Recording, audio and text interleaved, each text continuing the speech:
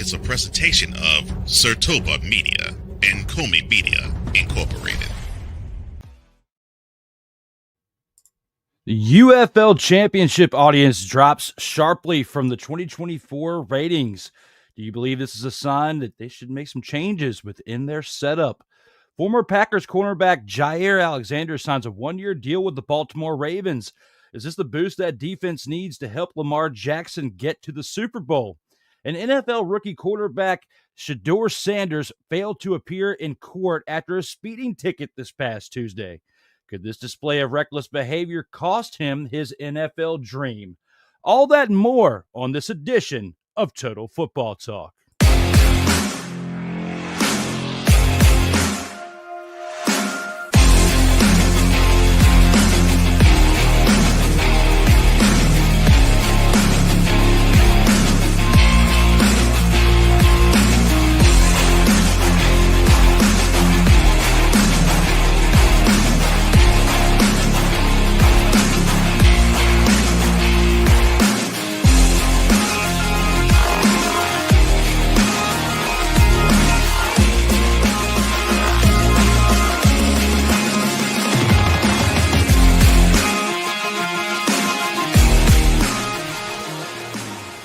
Welcome, one and all. It's that time again. We're back for Total Football Talk, episode 89. I am your host, Drew Willingham, and we are back to discuss the DC Defenders post record-setting stats in 2024 UFL Championship victory. Again, I am Drew Willingham.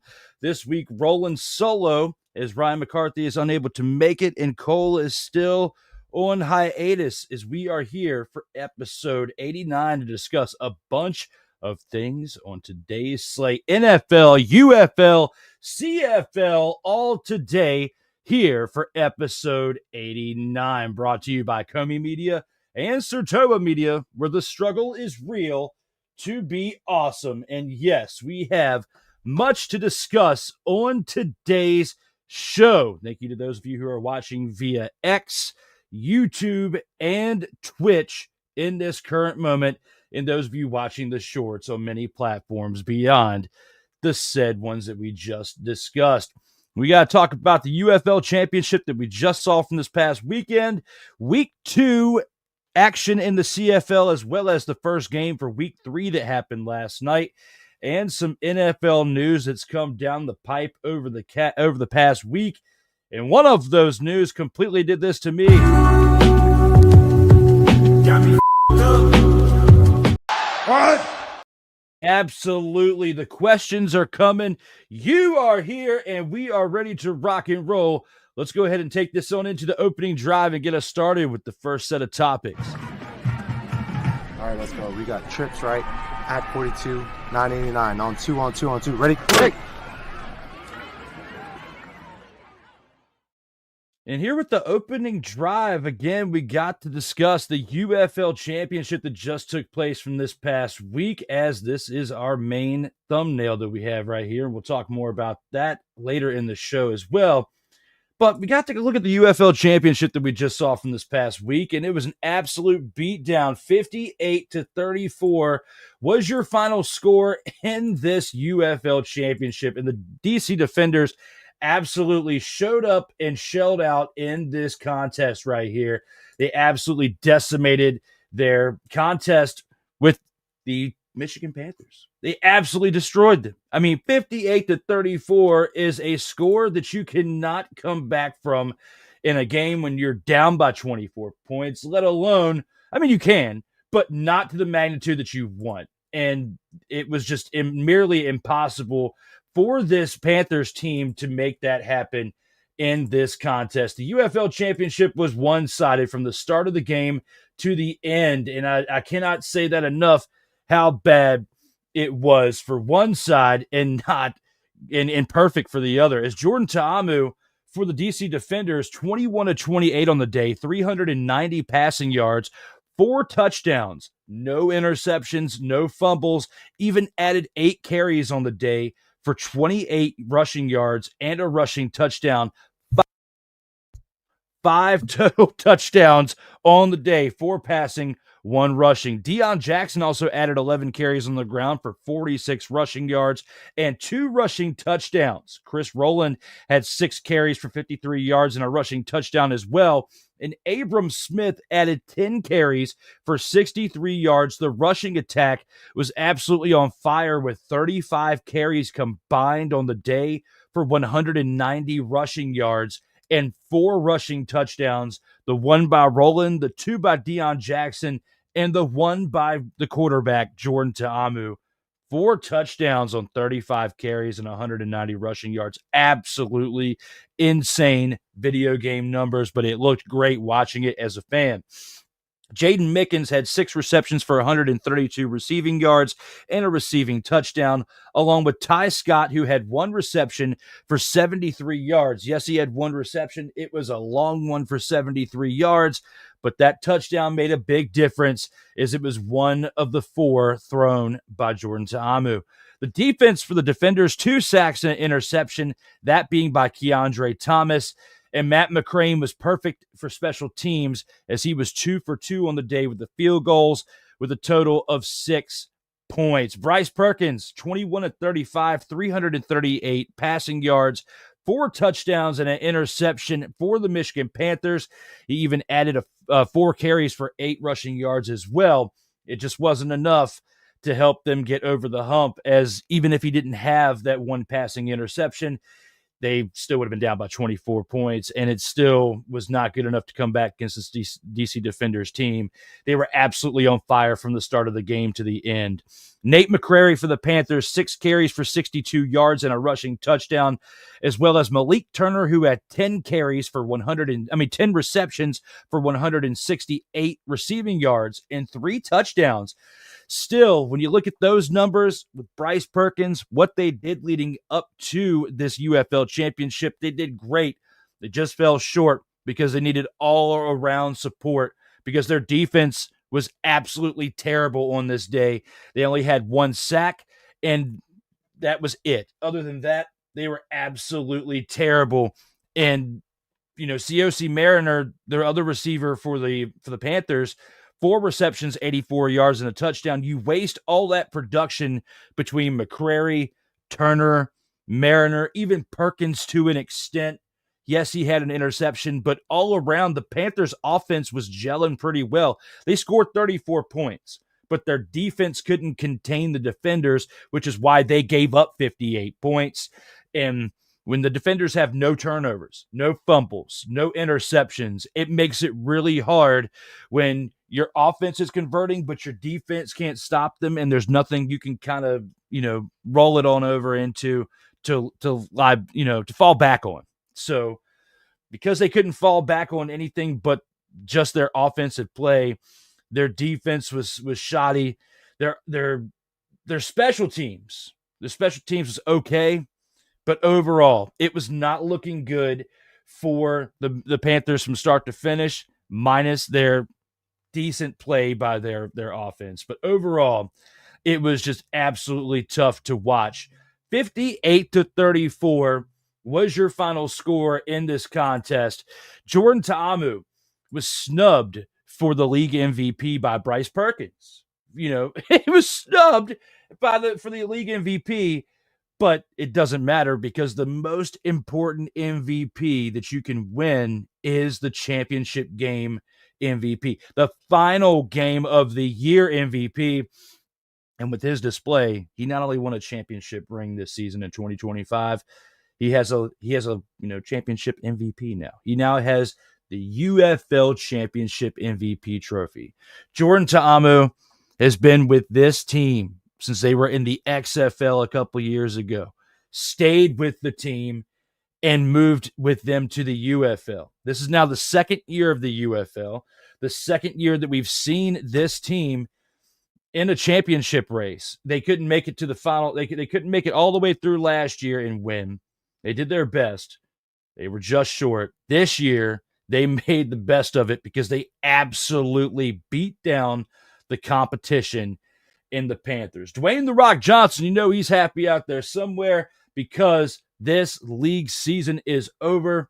That's why if you watch the story that I had on Instagram or Snapchat or Facebook today, I had the Rock's background music because the final boss was cooking with yet another championship game and another completed season. The second completed season, well, the third since the second since they merged with the USFL, but the third overall, I believe, if I'm not mistaken, since Dwayne "The Rock" Johnson brought back the XFL. I could be mistaken. I think that's what it could be, the fourth. Maybe they had 2 years with the XFL. I got to go back and look. It's slipping my mind. But at least 3 years now, The Rock has been in charge of this league. Yes, he's had investors and he's had other people that have been keeping more of a closer eye on it because, yes, he's in Hollywood and, on the board of directors for WWE and doing the things that he's doing there. But overall, you got to be happy with the fact that you have completed at least now 3 full seasons of the of the UFL. And now, when you're talking about expansion to possibly going from 8 teams to 12, you got something to back up on because you've got fully completed seasons. The one thing that's concerning, though, is the ratings, because the ratings have dipped significantly since the beginning of the 2024 season. And we're going to talk more about that in the time to come throughout this show as we got, more games to recap. We got 4 more games to recap in the opening drive, all those being through the CFL. But we're going to have that in like a part 2 of the opening drive. But because of that, we're going to go to our first commercial break after this part 1 of the opening drive. And when we come back, we will have part 2 of the opening drive here after this message. All right, let's go. We got trips, right? At 42, 989 on 2 on 2 on 2. Ready? Ready.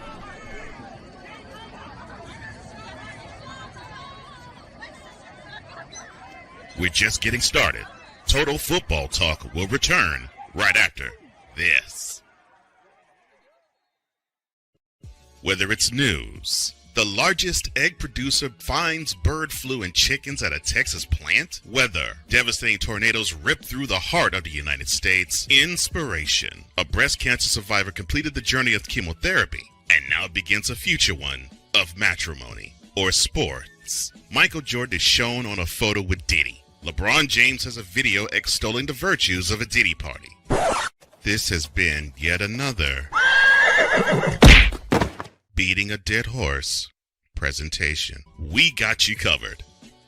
BS3 Network, in association with Comey Media Incorporated, proudly present The Morning Shift with Cole Johnson. Live every weekday at 8 a.m. Eastern, 7 a.m. Central.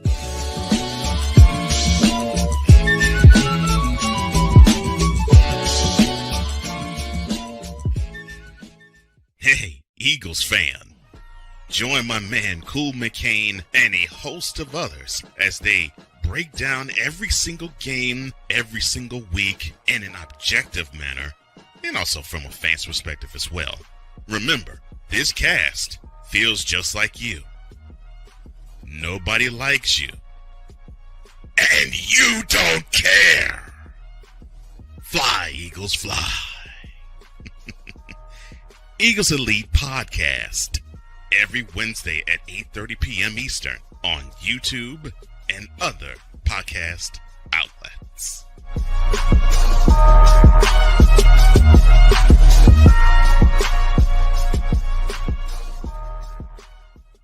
Everything Boston. I love you morons. New Kids from the Block, New Edition, Dear whatever the law firm is. Sincerely, the U.S. Supreme Court. Ben Affleck, Matt Damon. Go yourself again, Jason.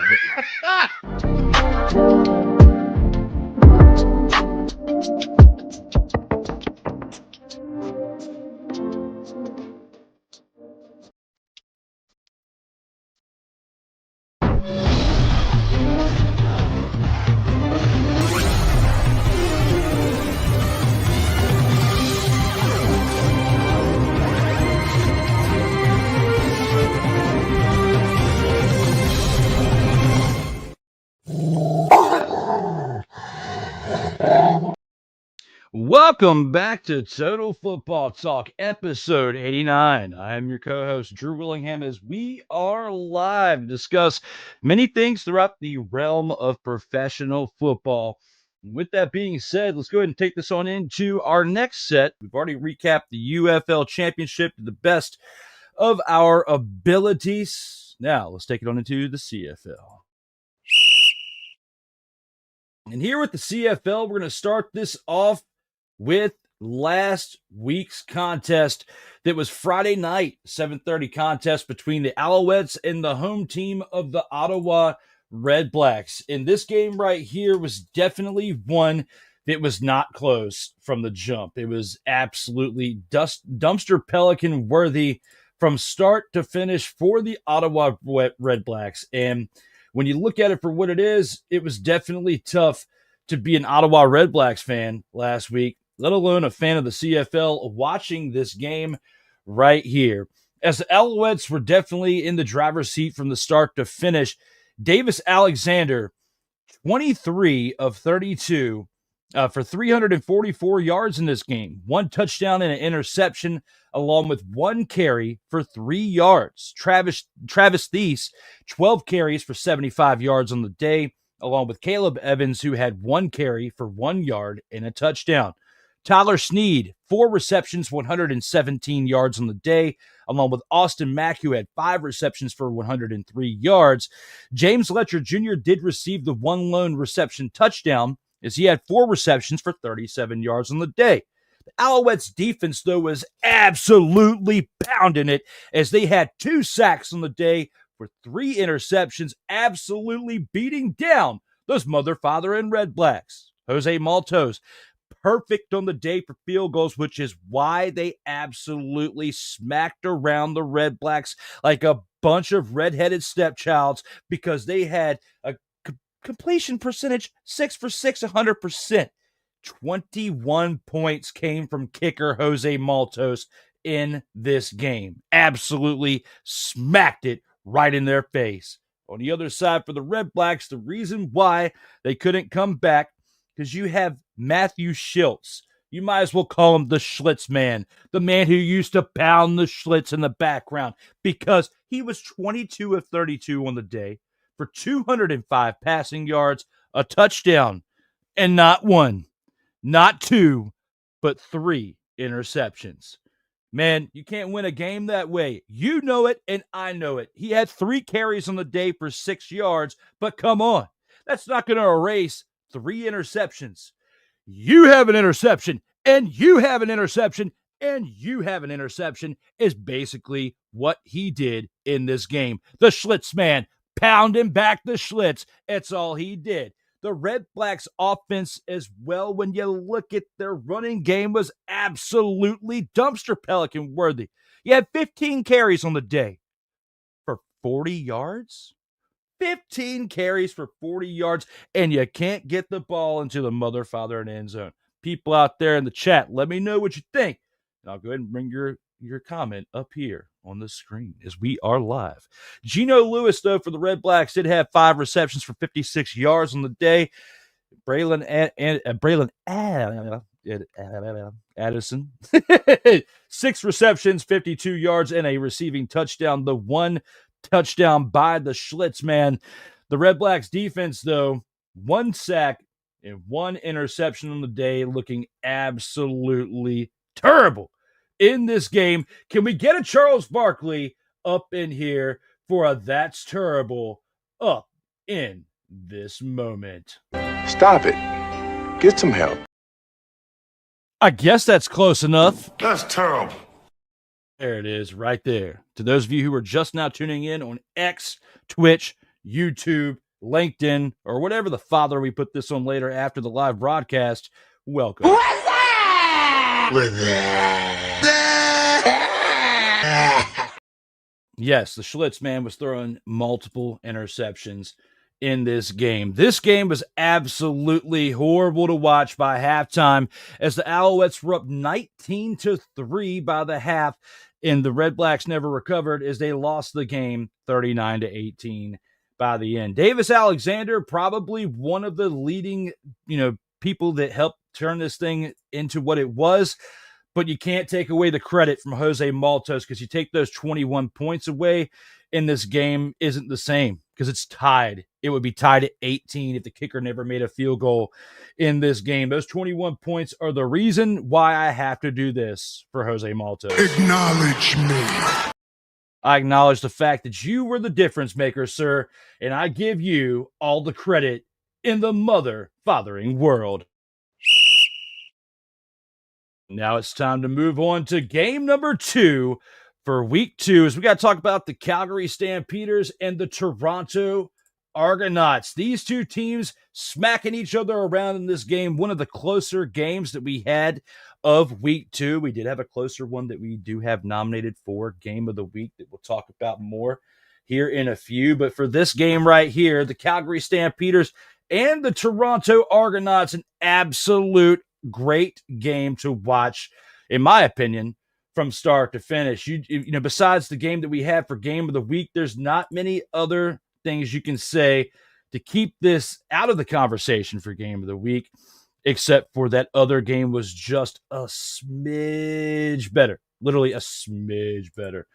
Speaking of smidges, let's talk more about how we got to this point, as the Stampeders didn't even have this quarterback at the start of this year. Well, they did, not at the end of last year, because he was with the BC Lions and sitting on the bench. But he's actually showing up for the Stampeders and leading them to now still a perfect record on the year, as this team is now absolutely still smacking it around. The Stampeders, 29-19. They have a 2-0 record, perfect, as the Argonauts, who are 0-2, led by Nick Arbuckle, and we'll talk more about that as we go along. Vernon Adams Jr. was the quarterback that I was just rambling on about, who was with the BC Lions before. He comes into this game hot from the first one, leading to them to their first victory on the year the week prior. He comes into this one throughout with the steady hand. 17-25 on the day for 301 passing yards. Didn't have any passing touchdowns, didn't have any interceptions, didn't need to have any passing touchdowns because he got it done on the ground as well. 7 carries for 54 rushing yards and a rushing touchdown. Absolutely laying the smack it down in this game as a leader. And that's what they've needed. The Stampeders couldn't win games last year because they didn't have a proven leader. Now you do with Vernon Adams Jr. No joke, no bullshit. He's coming out there to sling the rock, and he's going to throw 300-plus passing yards each and every week for you. He has got a loaded cannon in an arm and is ready to prove the naysayers wrong, that Nathan Rourke was better than him in BC and they picked the wrong person. That's what he wants to prove in his tenure with the Stampeders, and I believe he's going to fulfill that dream that he currently has. Dedrick Mills, the running game specialist for the Stampeders, wasn't a specialist on this day. Yes, he had 13 carries. Yes, he had a rushing touchdown. But what did he get out of those 13 carries? 28 rushing yards, averaging a little over 2 yards per carry. You're not going to be able to get anywhere with that. Yes, 13 times 2 is 26. I know my math out here. With that, 2.1 yards per rush? It's absolutely terrible. You have got to pick that up, Dedrick Mills. There's no way this team's going to stay undefeated, let alone be a team that can make a playoff push this season through 21 weeks in a regular season, by the way, with rushing statistics like that. You have got to pick that up. Jalen Philpott, receiver for the Stampeders, 6 receptions on the day for 117 receiving yards. Looking at that in comparison to what his cohort did, Dominique Grimes, 4 receptions for 98 yards. These two were a great receiving tandem that helped out Vernon Adams Jr. get over the hump, setting up other plays and mainly setting up their special teams, because special teams, again, was a driving force in this game for the winning team. The defense, though, actually had a bigger hand in this game than the previous one we talked about, because they had 2 sacks and 2 interceptions on this day. Rene Paredes was the field goal kicker that I was talking about, as he was 3 of 3 on the day, perfect on field goals for a total of 11 points. Nick Arbuckle on the other side for the Argonauts, 31 of 42 on the day. I repeat that, 31 of 42, had 42 opportunities at throwing the ball, completed 31 of them, 309 passing yards. Yes, that is better than what you saw out of Vernon Adams Jr. as far as production in yards, but he had only 1 touchdown to 2 interceptions, 1 carry for 3 rushing yards. That right there is not going to cut it when you have more interceptions than touchdowns. And when you do actually run the ball, it's only for 3 yards. You might as well have just stayed in the pocket and taken the sack at that point, brother. I know I'm out here promoting negative yards over positive, but come on. 1 carry for 3 yards. It's kind of like your rushing attack on the other side averaging 2 yards per carry. Not going to cut it in an overall contest. Mayan Williams, the running back for the Argonauts, did double duty as he was a runner and a receiver on the day, 9 carries for 62 yards, and even added 9 receptions for 65 yards. When your running back is involved in 18 plays in the game and only half of them are running, you've got him involved heavily in your game plan, and it looks like something that we're going to see out of the Argonauts now throughout the remainder of this season.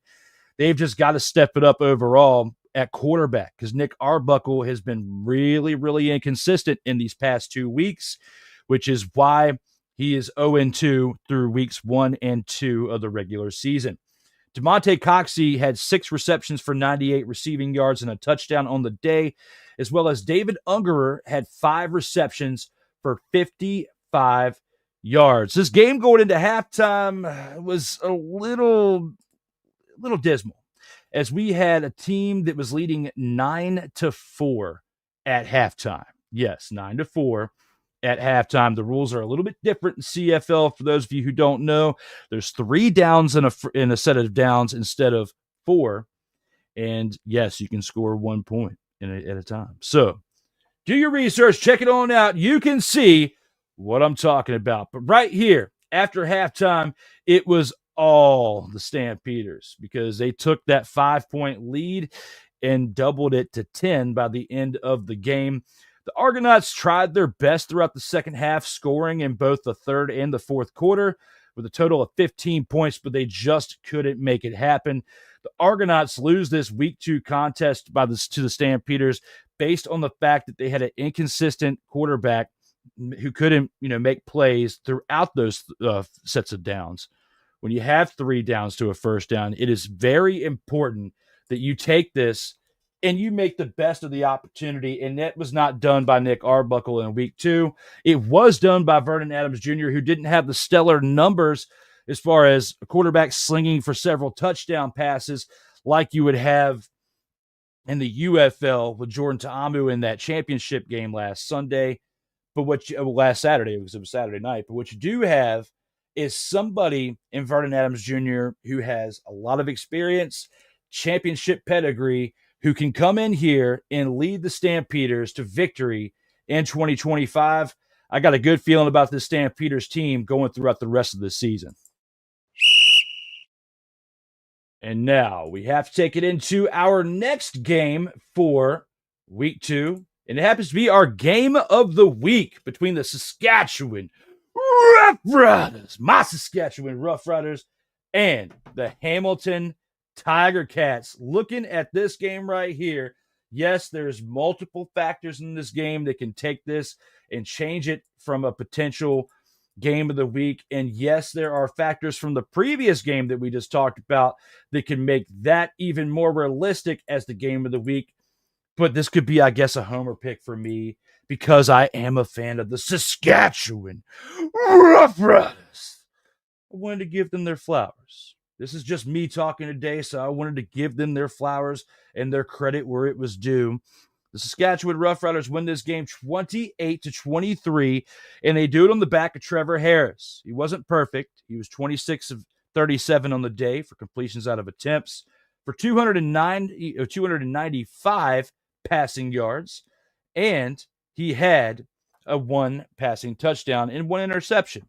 But A.J. Ouellette, 13 carries for 96 yards and a touchdown, definitely made this game what it was as far as a lead of 5 points. Because if it wasn't for somebody screwing things up to keep it closer, this game would have been far, far more out of hand.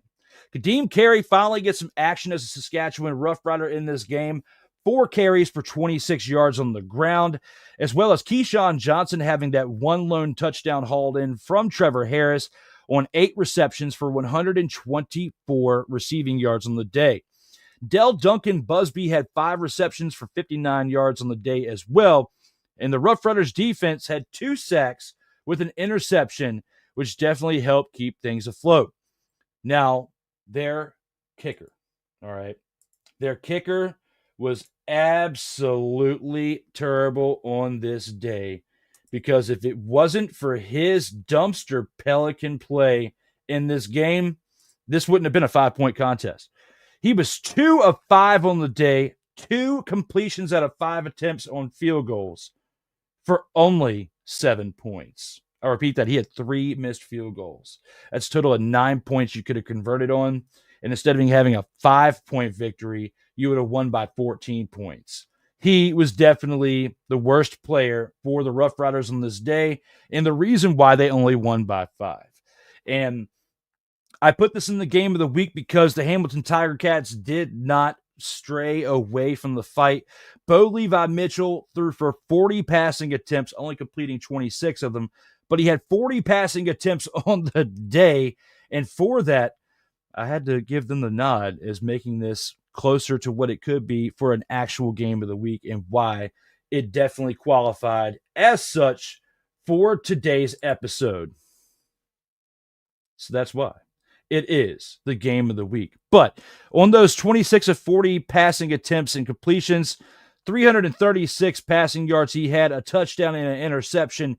Greg Bell added 5 carries for 46 yards on the day as well, along with Milanovic Litre. Man, Ryan's going to butcher me next week for that if he's able to make it. 4 carries for 5 yards on the ground and a touchdown, along with Kenny Lawler, who had 8 receptions for 162 receiving yards. No touchdowns, but Tim White did haul in the 1 touchdown on 3 receptions for 22 yards on the day. The Tiger Cats defense had 1 sack and an interception, but it was not enough to keep them afloat in this game, as the missed field goals by the other team is what helped keep the Tiger Cats in this. And for that, I have to give the nod to the Tiger Cats for actually staying tough and being part of this actual contest through and through, because, you know, it's easy when you're not clicking on all cylinders to give up. It's easy when things are tough to just give up or give political reasons why you can't do something, but yet you're very active in other areas. That's what I would have to say for this situation right here. For Bo Levi Mitchell, he was a part of something that the other team kept missing and dropping the ball. And when you have, whether it's one person or a collective group of people who don't do what they say and aren't consistent with what they do and don't show up each and every week ready to rock and roll, you're going to have some cracks in there. If there's no communication, no consistency, and no actual try towards something. That's what happened right here with the Tiger Cats, who couldn't capitalize on the mistakes from the other team. And that's why the Tiger Cats lost this game right here. Now, with that being said, we do have one more game we got to recap here in the opening drive. And for that, let's take it to the game that we had last night, the first game of week 3, because we've been recapping the Thursday games in these episodes on Friday because they happened the night before. So we've already recapped last week's Thursday game when Ryan was here as part of the show last week. And for that, we're going to actually recap now the Thursday game from last night. So Montreal will be featured in this episode twice, as yes, we did talk about them earlier, and they had won over the Redblacks. And now we're talking about them again, as they now have won over the Edmonton Elks. And this Edmonton Elks team continues to struggle since switching from the Eskimos. They were formerly known as the Edmonton Eskimos. They are now known as the Edmonton Elks and continue to struggle in this league, because when you look at this for what it is, they started the game out very slow, only scoring 6 points before halftime. And the other team, the Alouettes, had already scored 24 points going into halftime. This was absolute tough to watch.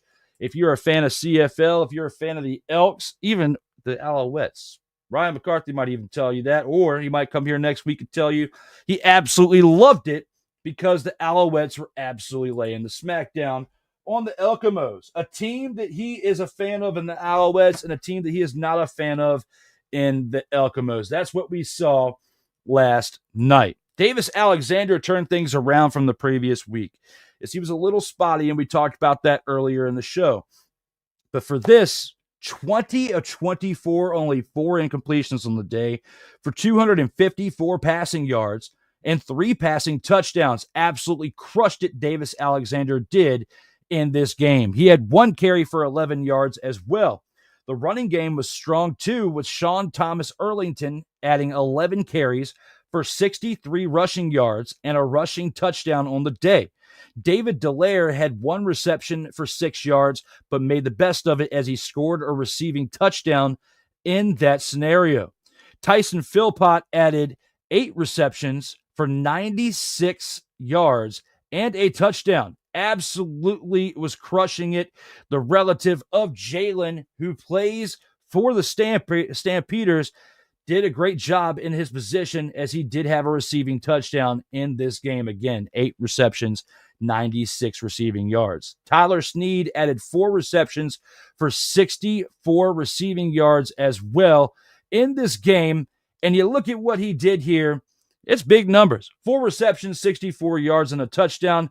Absolutely big for what he did for this Alouettes team. You cannot take that away from him. Big game by both of those receivers in this game. Alouettes defense, 5 sacks on the day. 5 sacks with a fumble recovery and an interception by Kabion Ento. Ento coming up huge with that in the second half and doing what he did, in this game to keep this team afloat from the start to finish. This team never trailed in this game. And when you have production like this from all 3 phases, offense, defense, and with special teams, with Jose Maltos adding a perfect set of circumstances again, not 1, not 2, but 3 completed field goals out of 3 attempts, 4 of them extra points, and altogether had 13 points converted for this team in this game.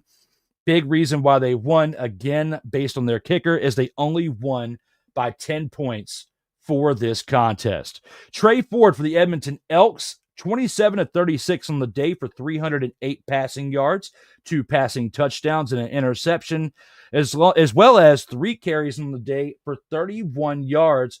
But one of those carries was for a rushing touchdown.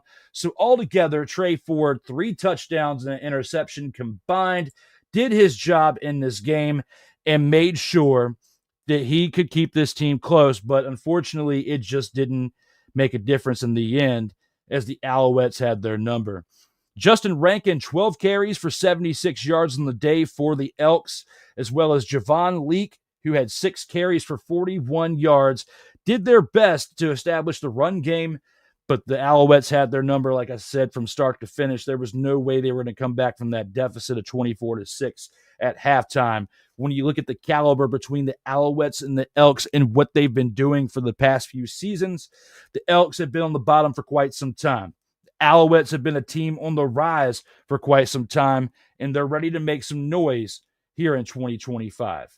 Curly Giddens Jr., 5 receptions for 95 yards on the day and a receiving touchdown, as well as Keon Julian Grant, 2 receptions for 48 yards and a receiving touchdown. Both receivers having a receiving touchdown in this game, absolutely huge. The Elks defense had 1 sack, and again, that's atrocious in comparison to the amount of tackles that they had combined.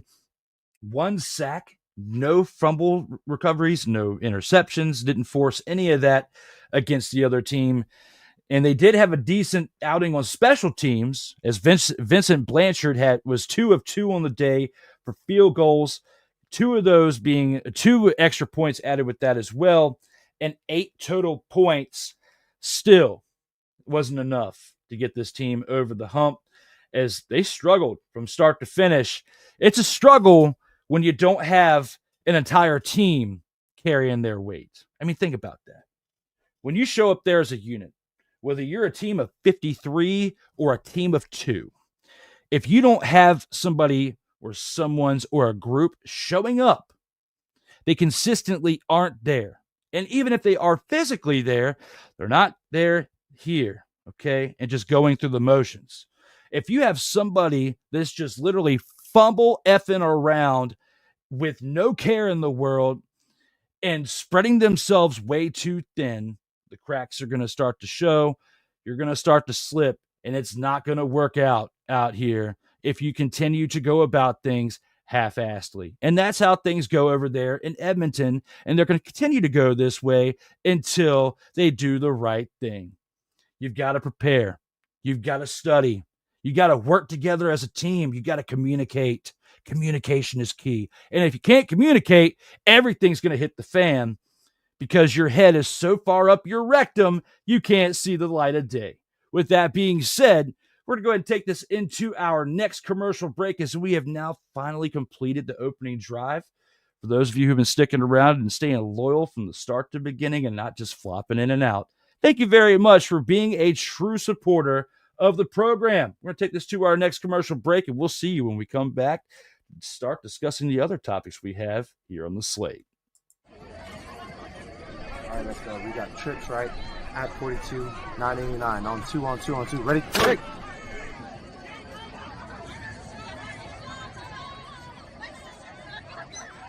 We're just getting started. Total Football Talk will return right after this.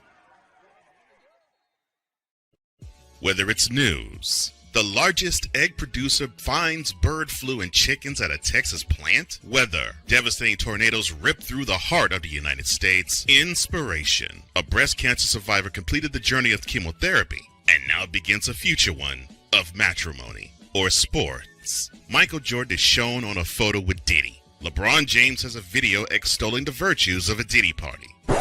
This has been yet another beating a dead horse presentation. We got you covered. BS3 Network, in association with Comey Media Incorporated, proudly present The Morning Shift with Cole Johnson. Live every weekday at 8 a.m. Eastern, 7 a.m. Central.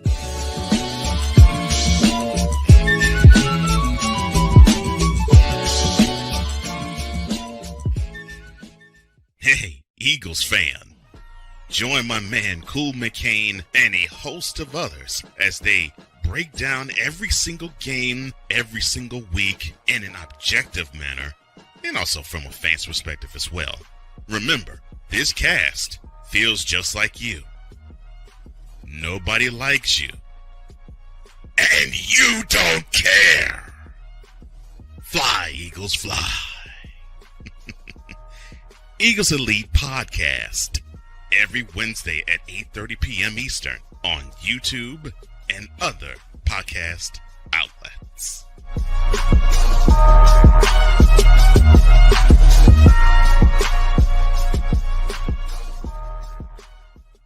Everything Boston. I love you, you morons.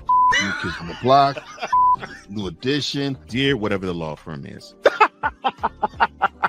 Sincerely, the U.S. Supreme Court. Ben Affleck, Matt Damon. Go yourself again, Jason.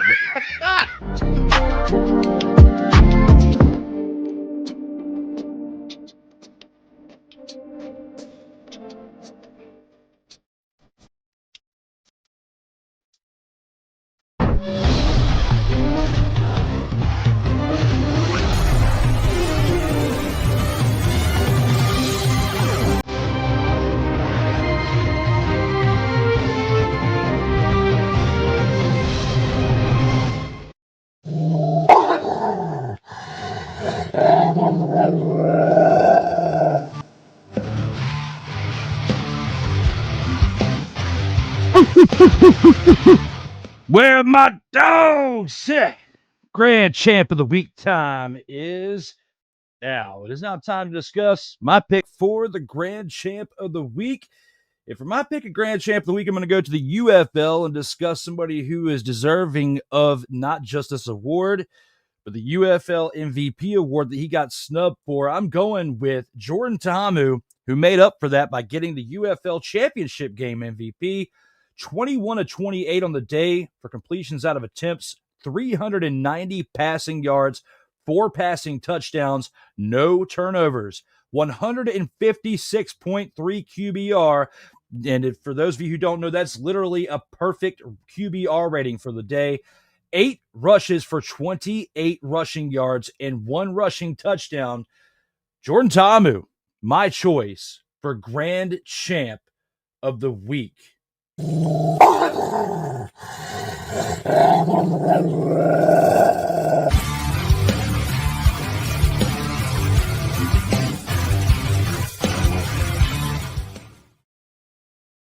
That right there was my choice for the grand champ of the week. With that being said, we got to take this into our next segment, which is the Gridiron Scoop, where we got more things to discuss. We got some discussions along the lines of football. Just kidding. Within the NFL, the UFL, and no CFL. We'll talk more about that in the 2-minute drill, but NFL and UFL action coming your way.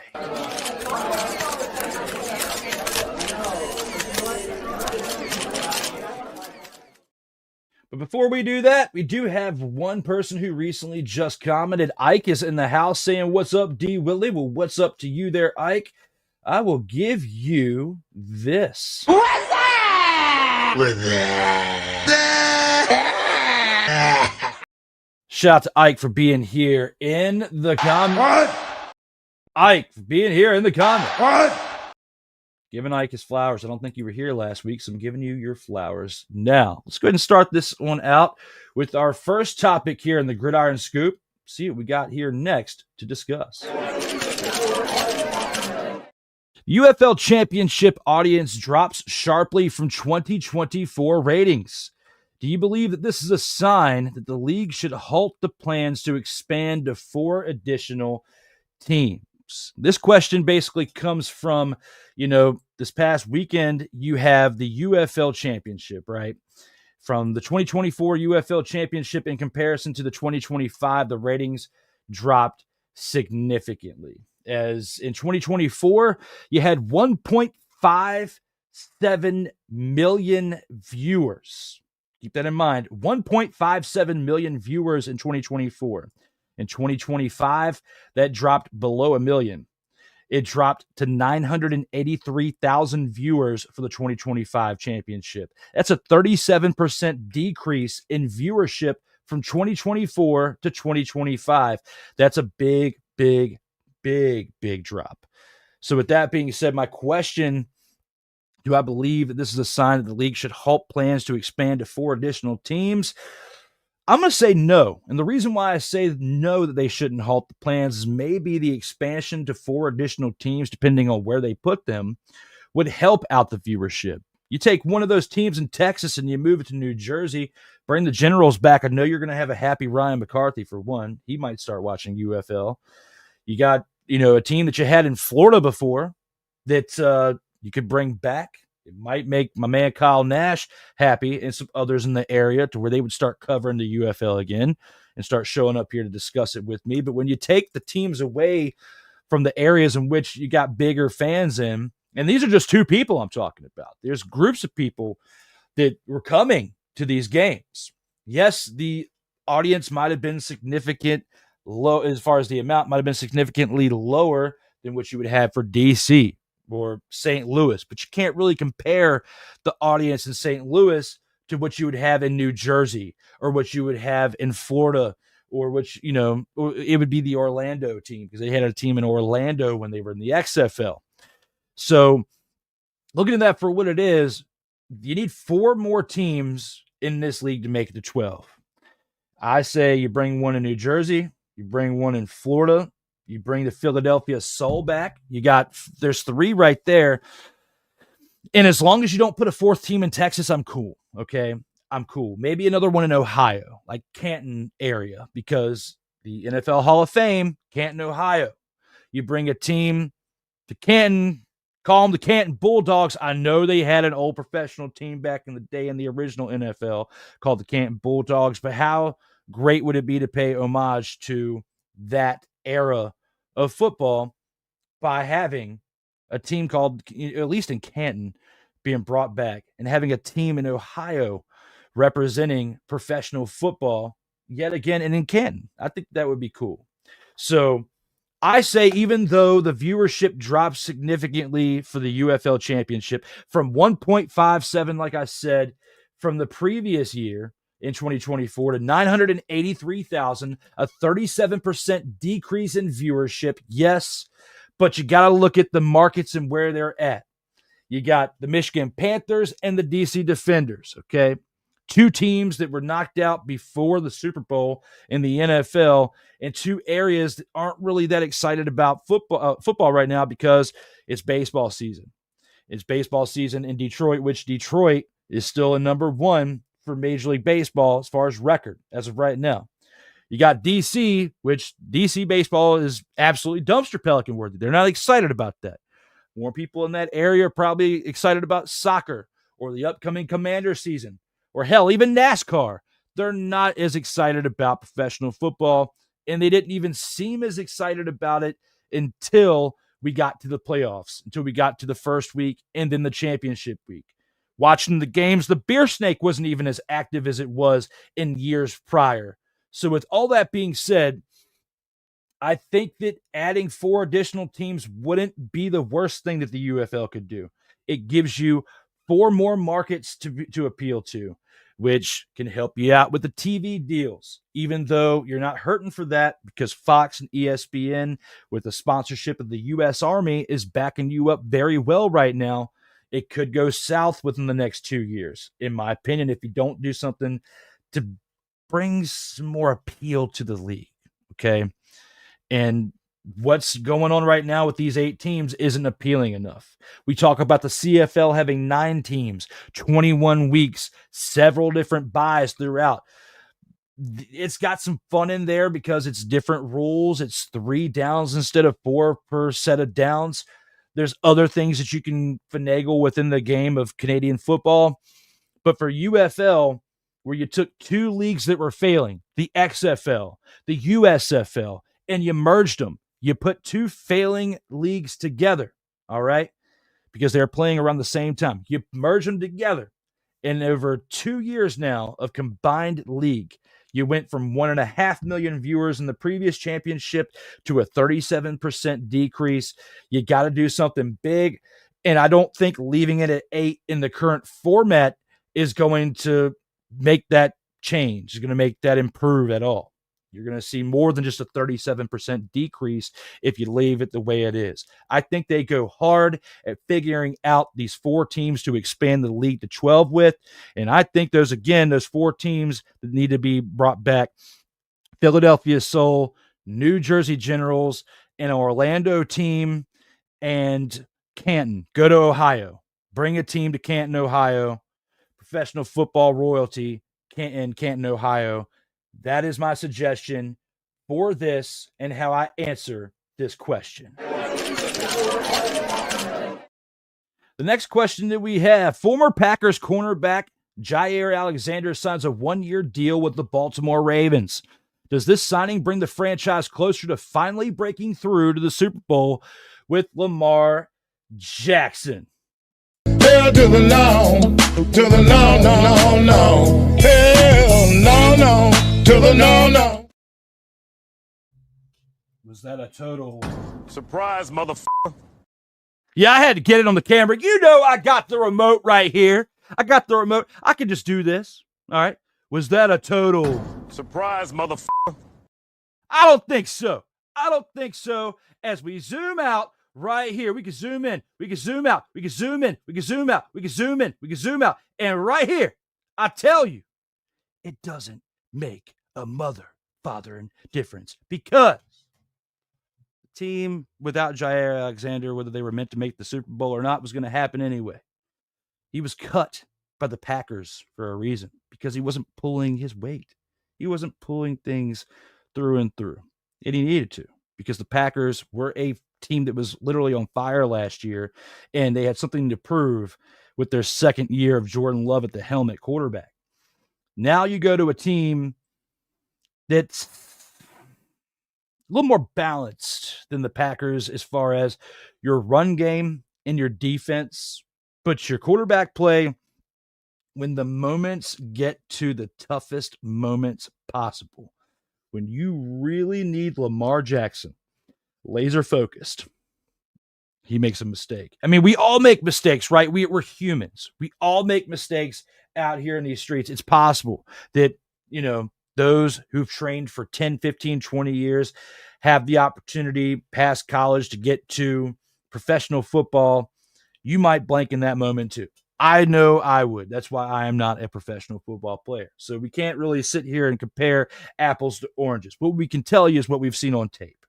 Lamar Jackson, multiple-time MVP of the league, great for the regular season, but he's starting to get that hype, like Peyton Manning type hype before Peyton won that first Super Bowl, where he's absolutely great during the regular season, but when it gets to playoff time, especially when it comes to conference championship time, he finds ways to choke. And that's what we have seen from the Ravens for a decent amount of time now when it comes to that quarterback position since they won that last Super Bowl with Joe Flacco. When the moments get tough, and especially under the Lamar Jackson era, tough gets going. It's not the motto here. The toughness does not get going. He folds at points throughout the situation. You know it, and I know it. You had King Henry last year, who, if it wasn't for what Saquon Barkley did in Philly, would have been the top rusher of the entire NFL and deserved it because of where he came back from in a scenario with Tennessee. People were writing him off, didn't want to sign him. He wanted to go to Dallas because that's his favorite team as a kid. They didn't even want him for the price tag. Baltimore took the opportunity to bring him in, and it paid dividends. But when it came down to the opportunity of Jackson to Mark Andrews, and Andrews dropped that ball, yes, I put the pressure on Lamar Jackson, and yes, I could deservingly put more on Mark Andrews, but this just goes along with the motto of Lamar can't get it done in the moments that matter the most, even if it was somebody else that dropped the ball. So, whether or not this situation gets to where it is again in the conference championship, I don't think it's going to be Jaire Alexander who's a difference maker that makes them get over the hump to the Super Bowl. It has got to be Lamar Jackson on the right page with his receivers, with his tight end. Andrews can't drop the ball. I don't think Jaire Alexander's signing is going to be the difference maker for them getting past the conference championship and finally making it to a Super Bowl with Lamar Jackson. We need to see overall consistency from all phases, all three phases of this team. And we need to see consistency from Lamar Jackson, especially because since he has taken over at quarterback, he's got multiple MVPs, but no Super Bowl appearances, at least. And it's time that under his tenure as the quarterback, that they make it to the Super Bowl. Now, it's time for the final topic here within the Gridiron Scoop. And we've got to talk about NFL rookie quarterback Shedeur Sanders. Failed to appear in court after a speeding ticket this past Tuesday. And this is after he received a second speeding ticket. Could this display of reckless behavior cost him his NFL dream? That's a tough one. That is a really tough one because, I don't think it's going to cost him his NFL dream. I do think that, certain parts of his behavior leading up to the NFL draft, and we've talked about it on this show throughout multiple episodes, I think that behavior right there is the reason why he slipped in the draft. But when we talk about this reckless driving behavior that he's had in Ohio for 2 tickets that he's got now, not showing up to court, I don't think it's going to affect his NFL dream because of the fact of it's just speeding. It's not like, anybody got hurt in the process. I think they'll make an example out of him with some type of punishment. Yes, whether it's a fine. I don't think he's going to be suspended because he's not that much of an important difference maker to the team that's really going to make that much of a difference. Okay. But, they when you look at what's happened before, teams have cut players for less than speeding tickets, right? Could it cost him his opportunity with the Browns? Yes. But I don't think it's going to cost him his NFL dream, because who's to say this isn't some type of ploy for him to try to find a way to get cut by the Browns without verbally saying it. And then another team out there might have said, behind closed doors to Coach Prime that they regret not taking him. That could be a team like the New Orleans Saints. That could be, a team like the Raiders, a team like the Titans. Who's to say that this team or a number of teams out there haven't contacted Prime off the books and said, hey, here's an easy way for him to get out of here? Because you've got multiple speeding tickets now that you've had in this past month, in the past couple of weeks. You failed to show up to the first one, and this is right around the time that you're getting the second one. This right here, it wasn't the type of behavior he displayed in college, okay? And if he did, the cops were just letting him off maybe because he was Coach Prime's kid and he was the star player or one of the star players on the Colorado Buffaloes team. It's possible that he got some preferential treatment. I don't think so, though. I don't think that's the case necessarily. I think this is more so a ploy to, without verbally saying so, he wants out of Cleveland, because you have Flacco, you have Pickett, you also have, Gabriel. You have Mr. Gabriel in there. So when you have these 3 different quarterbacks ahead of you, and you're looking at number 4 on the depth chart right now, and there's no guarantee they're going to get rid of one of those veterans, even though it should be Pickett. With that being said, I think that he's quietly trying to find an exit strategy. And even though it's not the best one, this could potentially be it. I started this off by saying I don't think his NFL dream would be over, but I think it's possible that his NFL career in Cleveland could end before the first snap of the regular season with behavior like this. Shedeur Sanders, 2 reckless driving tickets in a short period of time. Failure to show up to the first court date for the first ticket. I don't think this is going to cost him his NFL dream, but I think this reckless behavior could cost him an opportunity in Cleveland, and he could be released before you know it and picked up by another team. And could it be another team in the NFL? Possibly. Could it be a team in the CFL for him to get some more professional tape together, or at least, above the level of college football tape together to impress other NFL teams? Who knows? But right here and right now, it doesn't look good for Shedeur with 2 reckless driving tickets in a short period of time, not showing up to court for the first one. I don't think it'll cost him his NFL dream, but it might cost him the starting opportunity in Cleveland. It might get him cut, and he might have to go fishing for another team out here in these streets. With that being said, it's now time to take it to my favorite part of the week. And you know what that is.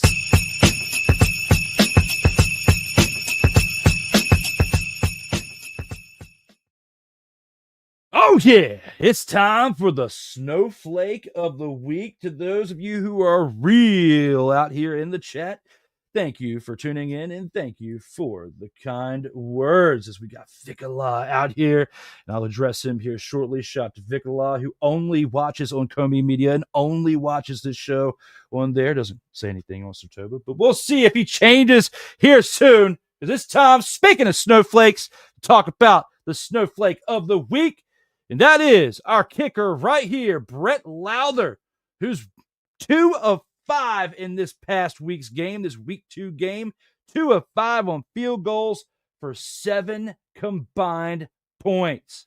He had one job and failed miserably. Brett Lowther, you are the reason why your team almost took the...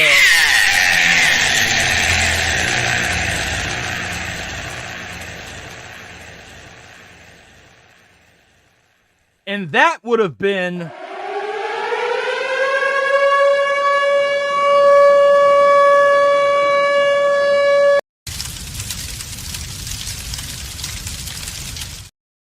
Luckily, you were playing the Hamilton Tiger Kitties and the team that was bad enough to not lose or to not give up the win from this team that you played for, the Saskatchewan Roughriders.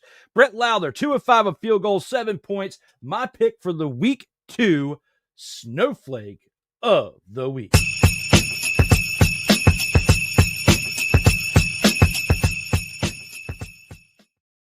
With that being said, it's now time for our last commercial break of the program before we get to our 2-minute drill, our post-game show, and wrap it on up with a bow before we get on out of here. To those of you who are real out here in the chat, show up each and every week and support both brands, not just one, and watch multiple things on the brands and not just one thing, and comment throughout that are true. Thank you for showing up each and every week. Thank you for being true and being loyal. And thank you for when I reach out to you, responding back in a respectable fashion.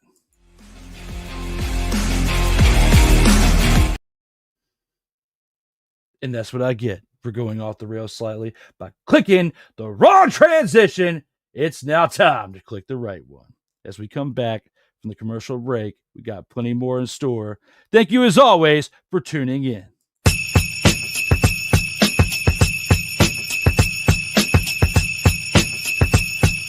Later, the post game. But coming up next, the 2-minute drill. This is Total Football Talk. Comey Media Incorporated.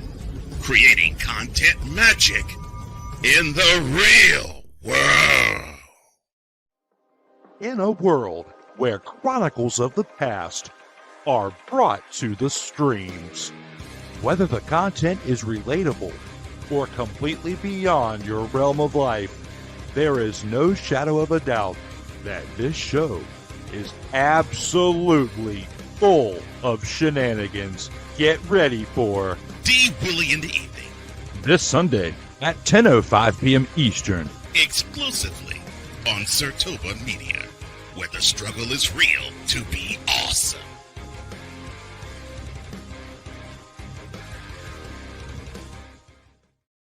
Hey, ladies and gentlemen.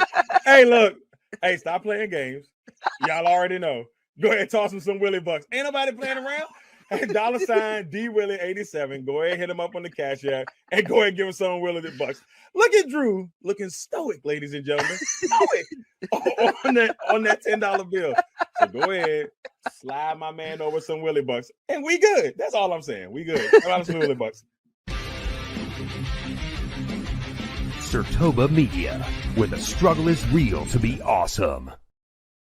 Oh, yes. The tradition, the pageantry, the spectacle, the history, the slut.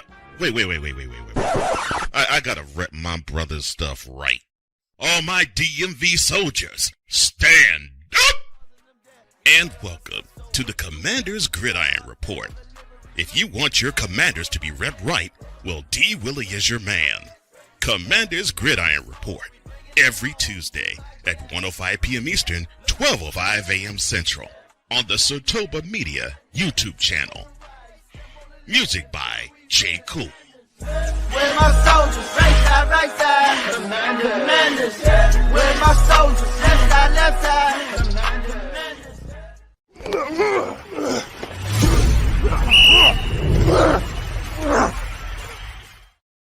Welcome back to Total Football Talk, your source for hard-hitting gridiron action. I am your host, Drew Willingham. We are back for episode 89, brought to you by Comey Media and Sartoba Media, where the struggle is real to be awesome. Yes, Total Football Talk, episode 89.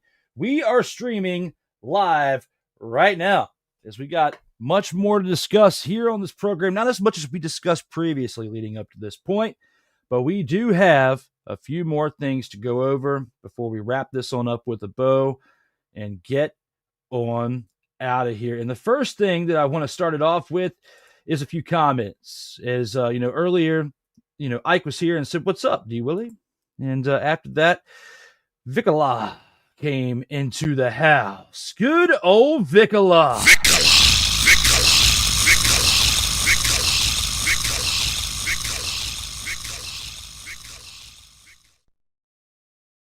I appreciate you coming in and bowing and making an appearance here today, brother, and showing up. It means a lot. I appreciate it. As well as Sick Diggy saying, good morning, good afternoon, good evening, and good night, all the way from Norway. And yes, I was giving Vicola a little bit of smack there for a second. He's saying that he's not getting the notifications on Sartoba Media. Coming Media is the only one that is sending notifications. Well, it's because you have the notification bell turned on for Coming Media. You don't have the notification bell turned on for Sartoba Media. So again, the reason why you're not getting notifications is because you don't have the notification bell turned on, and you need to turn it on if you would like to have it on, and if you'd like to stay up to date with what's going on out here in these streams. And for the real ones out there, we appreciate you who come in. Tune in, yes, turn on the notification bell, and you will see what's up. Just like Sick does when Sick shows up every single week, because Sick is a loyal one. Shout out to Sick all the way again from Norway. And Sick says, I know I'm late, but I'm over here now, and I'm over here now. Hey, man, better late than never. I'm not going to give you a hard time for not coming in, but I'm going to give you a hard time for not showing up consistently. And it's like, if you come in here with an excuse, right? Come in here with an excuse, Vicola, I am going to throw you under the bus with this one because this one was a shit-tastic excuse, okay? And I'm going to say this because I'm just feeling it today. If you come in here and you say that you're not getting notifications for one spot, but you're on the other, it's because you have the notification bell turned on one spot and not on the other. If you want to stick around and if you want to be informed of what's happening, especially we have great shows each and every week. We got my man Corey, man, each and every Saturday with The Grind. You love wrestling. And so do I, so does Sick. A lot of people do. And one place I definitely get my news at each and every week, and I'm not being a homer by saying this, is The Grind on Sartoba Media, okay? Yes, that might have been a shameless plug, but it's legitimate because I watch it each and every week because my man is absolutely crushing it.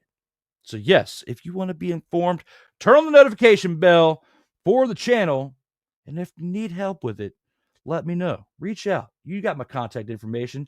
I don't mind helping you out here in these streams. But I can't sit back and let an excuse cover it up. That's like me, a big person standing in the front of the mirror saying, I don't eat that much. It's a lie. Can't do it. Got something to work on, and that is one of them, eating less. That is me. Now, when it comes to that, my man, Corey, man, speaking of him, is here. Saying what's up. Fist in the air. Ready to rock and roll. Sick Diggy. Even acknowledging my man. And even my man acknowledging him out here in the streams. Everybody rocking and rolling out here as we are here for Total Football Talk, episode 89. Ready to rock and roll solo today. Solo for reasons we may discuss here towards the end of the show. Now, with that being said, we got to take it on into the 2-minute drill and discuss what we have to preview for this week in the action of CFL football. And we're going to go pretty much from the 2-minute drill to this.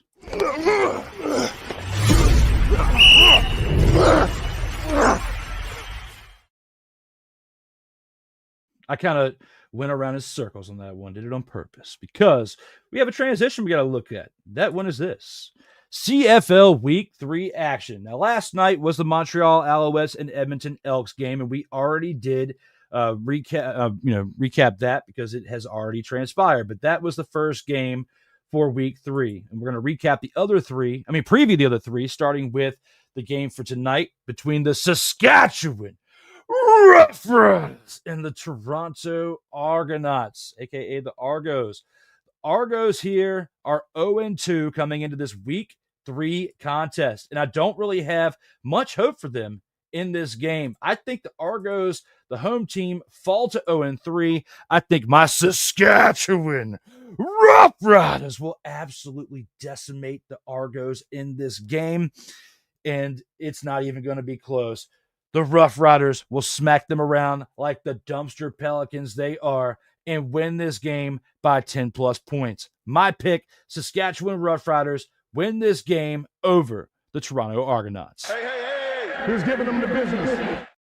For our next game, we have 2 on Saturday. These 2 Saturday games, one at 4 and the other at 7 p.m. The first one between the Ottawa Redblacks and the home team of the Calgary Stampeders. These 2 teams have already faced one another, and the Calgary Stampeders had their number, and I'm going to go ahead and pick the Stampeders, who, like the Roughriders, are undefeated through the first 2 weeks of the season, are going to come out here ready and locked and loaded to smack around the Redblacks. Yes, they are red, but they're going to be treated like redheaded stepchilds in this game as the away team. That's my pick for this one. The Calgary Stampeders get the win at home, and this will be the first time this week in week 3 that the home team has won the game, as the Alouettes and the Roughriders will have away wins leading up to this first Saturday game. My choice, the Redblacks fall to the Stampeders on Saturday at 4 p.m. by a score of at least 12 points of a deficit. And that's my choice for the first Saturday game. Who's giving them the business? For our last game of week 3 and our second on Saturday, it's the 7 p.m. contest between the Winnipeg Blue Bombers and the BC Lions. This one's a little tough because we've only seen the Winnipeg Blue Bombers in one game so far because they did have the bye in week 1, right? The BC Lions, who are coming into this season, after switching up from Vernon Adams Jr. to Nathan Rourke, are now 1-1 on the season. They look terrible. Not as bad as the other teams like the Toronto Argonauts and the Edmonton Elks, who look like this group of dumpster Pelicans. Let's bring these mother fathers up on the screen. They look like this. The biggest beak one on the right. That's the one that I would say the BC Lions have looked like, even though they have a win.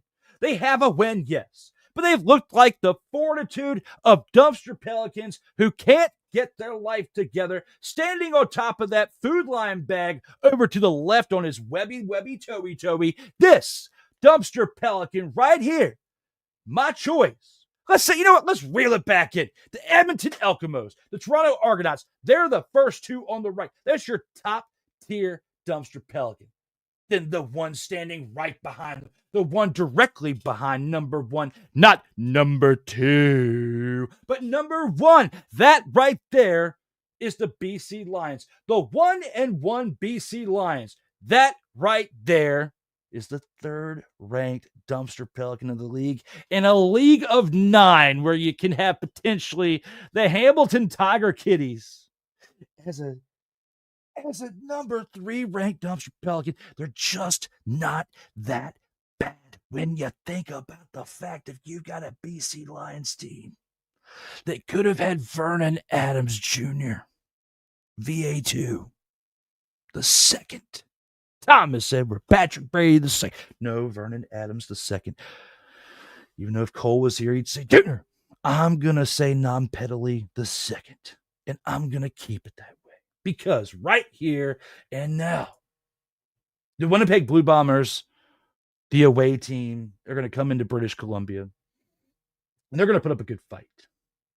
But they're facing the 3rd-ranked dumpster Pelican of the league. And for that, I'm going to give the nod to the Winnipeg Blue Bombers here, a team that I didn't give enough respect last year. And for that, I do regret that. I do regret not giving them the flowers that were due. And for that, I'm going to give it to them now. I'm going to say that this team, known as the Winnipeg Blue Bombers, are going to get the win on the road this Saturday at 7 p.m. when on the outside looking in for this week 3, we have a bye for the Hamilton Tiger Kitties. Good, because the past 2 weeks have been downright atrocious. It's time to give them a break. They don't deserve it. They just need it, okay? And we need it. We need it more than they do because we don't want to watch them stink it on up out there on the field.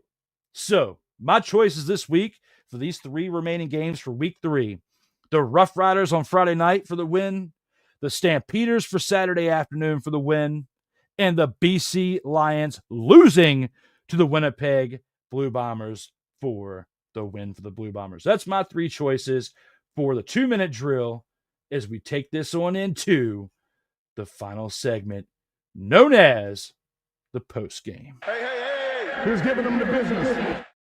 Right now. As long as it's one. It's great. I love it. I hope it actually is recording. Listening to it.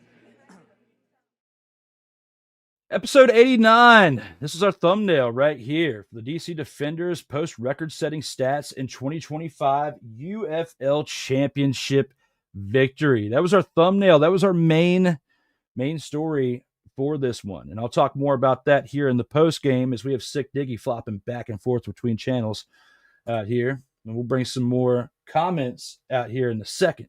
But when it comes to that situation right here, the UFL season is finally over. 10-week season, 2-week playoffs, 12 weeks, no buys. That's what happens out here for the UFL. Pretty quick season. Talked about earlier about, should they halt the plans to expand to 12 teams and add 4 additional teams to the mix of 8 for 2026. And again, I still think even though when you're trending downward, it's not always best to add more to it. I think it might actually save it because you have the opportunity to bring more eyes in different markets. When you have an 8-team league and 3 of those teams are in the same state of Texas, there's not much opportunity for growth in viewership because not everybody's interested in watching teams from Texas. Okay. You bring more on the East Coast. You have Philadelphia, you have Canton, Ohio, you have New Jersey, you have Orlando, those opportunities right there. I think that could be big for you if you do that out here in the UFL. I say that, hand over fist each and every week. And even though we're at the post game right now and an hour and 20 minutes in, yes, it seems like a little bit of a shorter episode. It's going to be that way when you have a show that's supposed to be ran by 2 people and one person's carrying the load. And I'm not sorry. I'm really doing my best to hold things back and be sympathetic with certain things. But, I've already began making some changes outside over the last week or so. And I've been thinking about this for a while. There's been some things that are going to look different next week. Much different. And I'm not going to say what they are right yet because I want it to be a surprise. For those of you who are watching this live or watching this in the replay, I want you to see this and be compelled to watch next week's episode because it's going to be groundbreaking. There's going to be some announcements made. But it gets to a point, those of you who have watched each and every week, or whether it's live or it's syndicated, and syndicated meaning you're watching the replay, it gets to a point when things can only be one-sided, but for so much before you have to make some changes with what you got. And I've seen this before. Those who have worked with me before know I'm not really demanding, but I hold accountability when it comes to consistency, right? I'm very big on being consistent and preparing. And whether it's graphics or a slate or the stream ahead of time, I have things that are done a certain way. And when you do this for one project for 2 years of literally now 2 straight years and coming up on our 3rd NFL season for the program, there has to be consistency there for myself, for my partner, and whoever that may be from a week to week basis, or every week, or whatever the case may be, right? I think some of you out there who are watching this live right now can see what I'm dancing around, and I'm giving it literally a few more days. The situation has a few more days to pick up the phone and do the right thing. If not, you will see a difference next week, and if there's not much beyond between now and that day, you may only see this in one area beyond next week, as episode 90 is pretty impactful. It is to me. It's 10 episodes away from 100. A lot of work has been put into this project. Both Cole and myself have put a lot of work into it. I have done everything I can to keep this going every single week. And except for a 6-week hiatus after this past NFL season, after the Super Bowl, this show was on each and every week with me. And there was only 2 episodes out of the last 89 that I have not been here. I've been here for 87 episodes. One, I had no power in my house. And the other, I was so sick that I had to call in a favor to my buddy Kyle Nash, who came in and took over for that episode. And did so when I reached out to him at 5:00 in the morning and filled in. And the other one, I couldn't help it. I mean, I had no power, right? So, because we had a storm coming through. So, I mean, you can't do anything about that. So, consistency is big. Having the show on each and every week is big. And even if I have to carry the weight, it's going to continue on each and every week from here forward. So, that's one big announcement, as the show's not going anywhere. I've put in too much work for it to go anywhere. And I've got some things cooking up. So, for Cole out there, I love you, man. Hopefully everything is improving and looking better. I'm not going to put your situation out there, but hopefully things are looking up.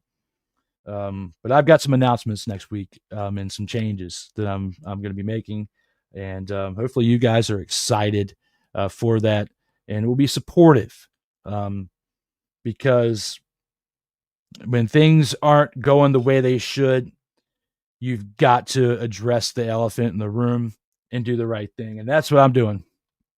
I'm not somebody who, even though some might say it's impatient, there gets to a point in a scenario when you can only sit around and wait for so long.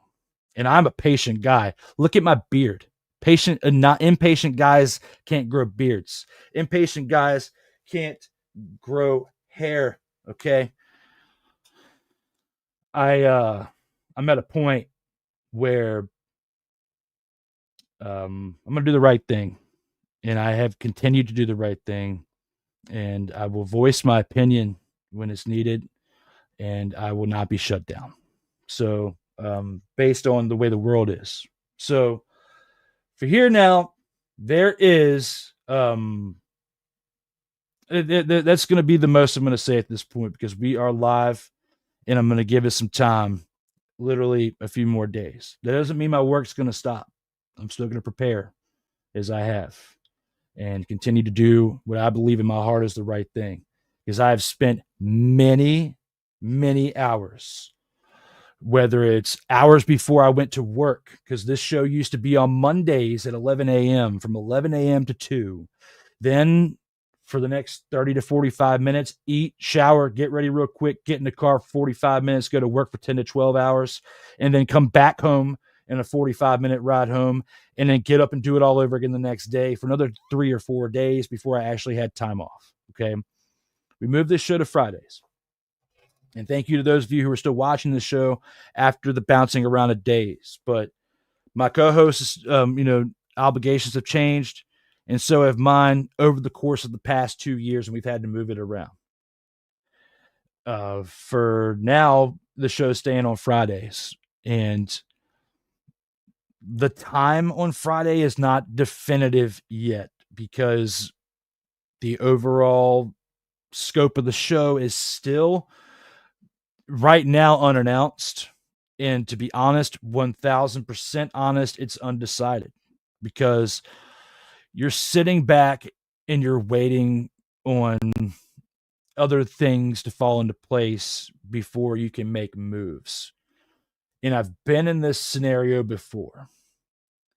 And I've been in this scenario where things have changed dramatically because of my health and had to come back from that. I've been in situations where things have changed dramatically because of my peers and had to make changes of it. I've made changes, things based on having to go from one brand to another and creating my own situation and continuing to forge forward. Okay. I don't bullshit. I don't waste people's time. And I'm not going to waste any second that I think I'm not going to waste any second that I can. We've all made mistakes. We've all made a waste here or two and had accidents. It's happened, right? But I work too damn hard each and every week, whichever way you view it, no matter what it is that I'm doing, whether it's logical work or it's physical work or it's creation of things, that I prioritize my time to the best of my ability. I prioritize it and respect other people's time. And yes, we all have hiccups here. I remember last Sunday, I was, getting up with Corey for D Willie in the evening. And with that, I hit traffic on the way back, was a little late. But with that, communication was key. I communicated with my guy, with my guest host. Didn't leave him sitting there wondering what was going on. Okay. I don't do that to people that I work with, let alone care about. So read between the lines for what it is. I'm not going to say much more on that because the more I say, the more likely I am to say some things I'm not going to want to say. But I can at least assure you this. I have not said anything right now publicly on this show directly to anybody ever that I didn't mean. Could have been a different approach, yeah, but it came from here, which is I need a point here. It came from here, which is the most important thing. And I've got closer people in my life physically and some people on the internet that I get more respect out of for being a 1000% real person than some PD politician out there trying to tell things to a group. So address that for how it is, have some balls, and have the communications you need to have with people directly, and don't waste their time. That's my advice to people out here in these streams. And that goes to a variety of people. That's not just for one person. That's a variety of individuals, groups, individuals, people out there. The same things that I would say right here and right now, I would say a whole lot more direct. And it might actually come across in a better way if there was a phone conversation, a FaceTime about it, and not just through text. The biggest thing I will say before I get on out of here, as I know this is a long ramble in the post game, is when you have a qualm, a discrepancy, an issue with an individual or a group of individuals, the biggest thing that'll set me off, if you want to know more about me personally, is trying to talk about something serious in a text message, in an email, in a text. No, you don't have to do things in person. You don't have to necessarily do it on a face video, but a phone call, even though it's a whole lot easier for the snowflake side to be and hit the end button. It's a whole lot more respectful because you had the drive to go to the person and have the discussion themselves. Okay. Things are in motion right now to support what I've been saying, slowly but surely. There's been permission in other areas to literally do what I'm doing over the past 2 weeks to carry on. But conversation needs to be had with individuals. Conversation needs to be had with myself. Not me to me, but and for direction of multiple things, not just this, but the whole scope of it all, because I got too much going on in real time and in real life to be spending it here with individuals or ungrateful people for the time that I put into it, right? You don't get things like this sitting down and just staring aimlessly at a screen and not doing anything to support what you're doing. Yes, I mean, yes, graphics, it's me moving upward. It's not that special. It's not Hollywood, but it sure as hell isn't little Johnny drawing a smiley face on a piece of paper, putting a magnet on it, and sticking it on the fridge with some crooked smile on the smiley face. This is real art right here. This took real time to put together. And this rant right here was brought to you by me, Drew Willingham, for what I believe is this. You guys want to hear a fucking story? It kind of was that, and it kind of maybe have done this too.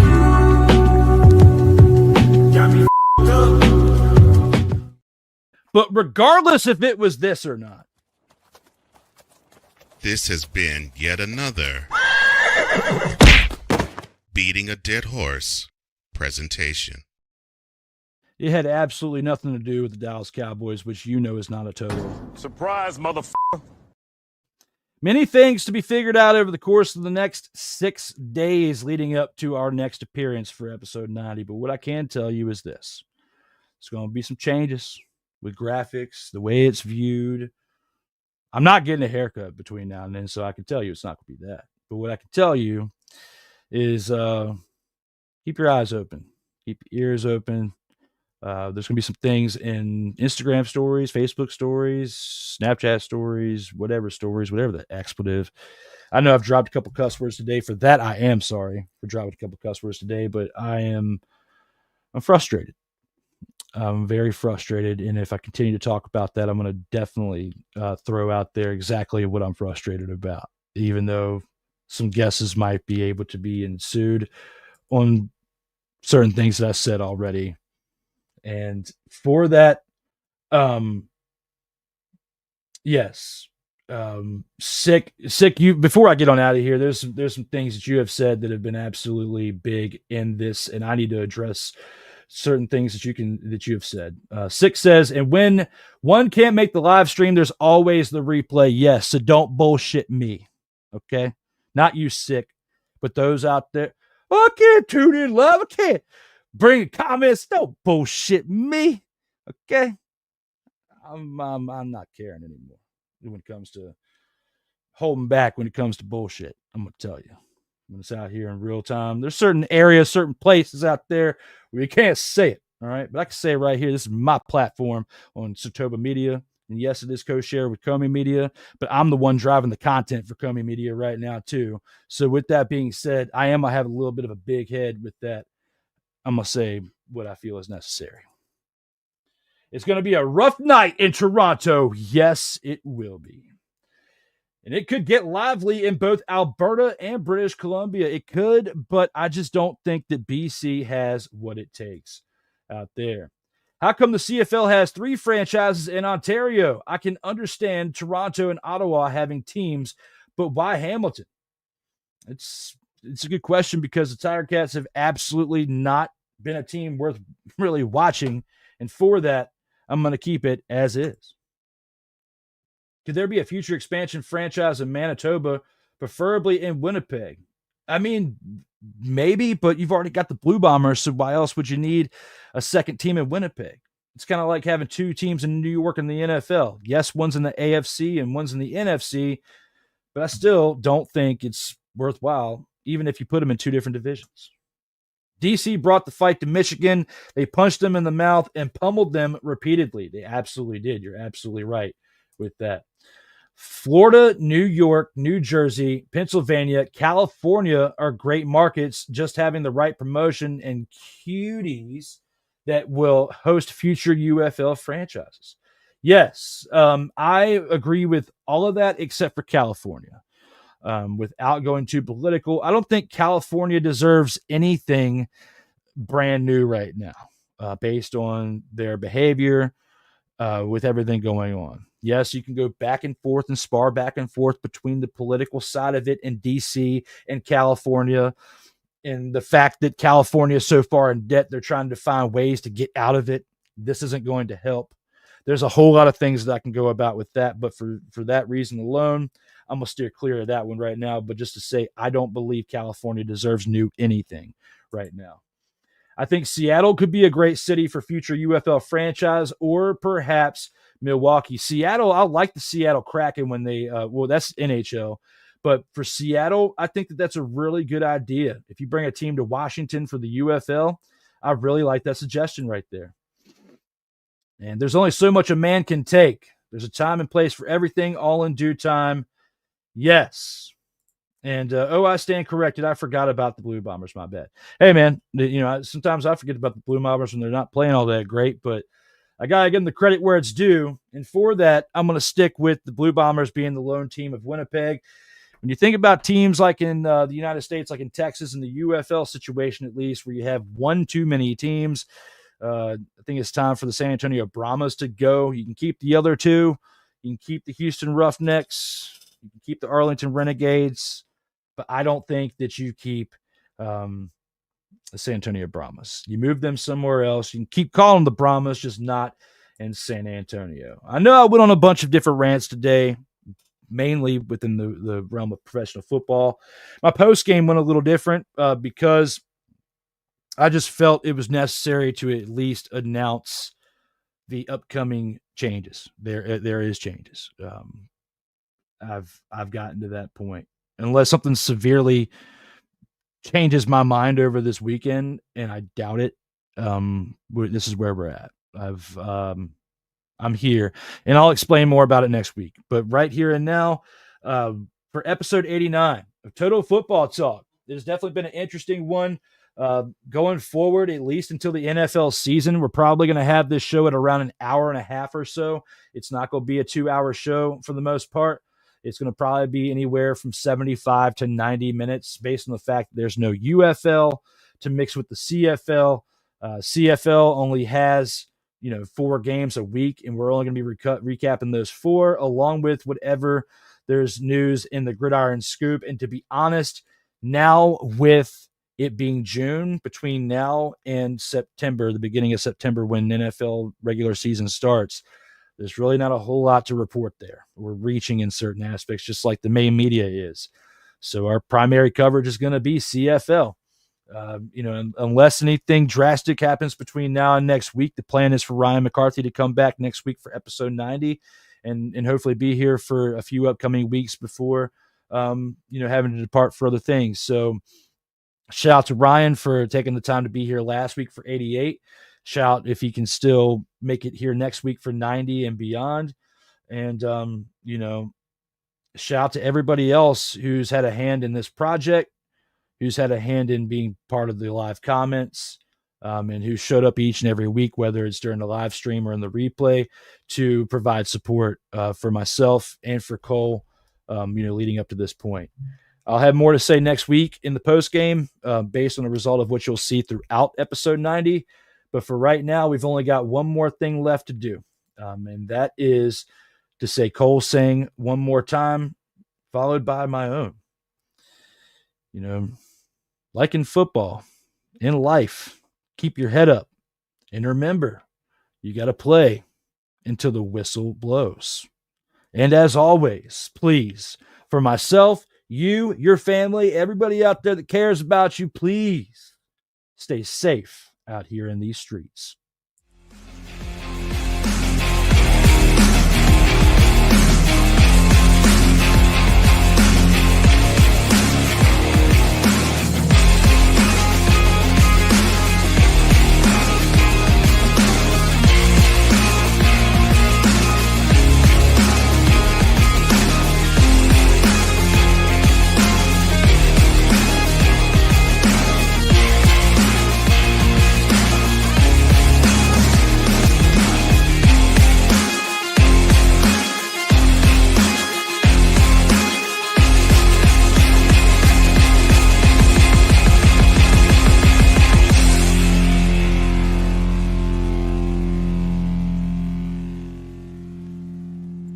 You don't have to go home.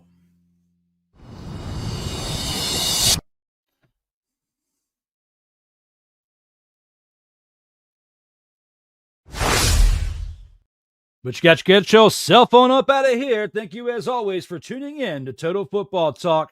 Now, episode 89 in the books. We'll see you next week for number 90.